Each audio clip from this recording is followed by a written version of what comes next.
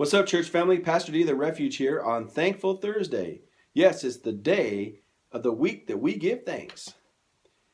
You know, Paul says in 1 Thessalonians 5:18 to give thanks in all circumstances, for this is God's will for you in Christ Jesus. So whatever circumstance we're in, this is God's will for us. And that if we're in Christ, God can do something with it. If you've never heard of a gentleman by the name of Nick Fuskaisik, he's an amazing man. He was born without any arms or legs, yet he has not allowed his physical limitations to deter him from living life to the fullest. You know, Nick takes this basic principle that Paul writes about in 1 Thessalonians 5:18 and he applies it to his life. At the age of 15, he gave his life to Jesus Christ, and he knew from the very beginning of that relationship that he had a call to preach the gospel, and man, has he preached the gospel. Over the last 10 years, 500,000 people have given their lives to Jesus Christ. As a matter of fact, it wasn't too long ago, he was actually out here at CMF prison in Vacaville, sharing his story with 500 prisoners, with hundreds of them giving their lives to the Lord.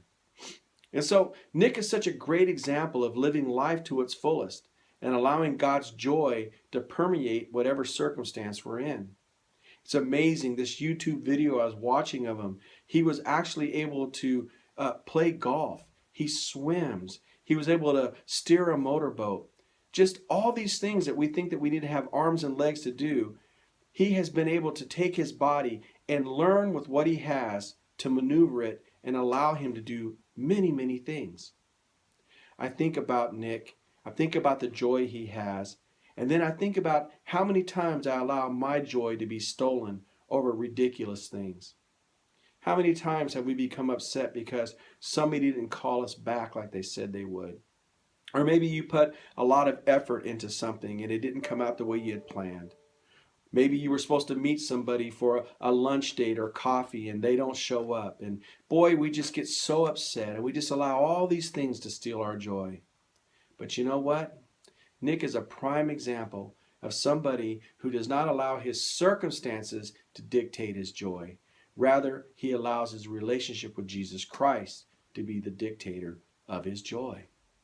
So today, church, what I want you to do is take a few minutes out of your busy day and thank God for all that he's done. And as you thank him, joy will well up in your heart, and that joy will spill over, and others will want what you have. This is Pastor D of the Refuge, Pastor's Perspective. Have a great and thankful Thursday.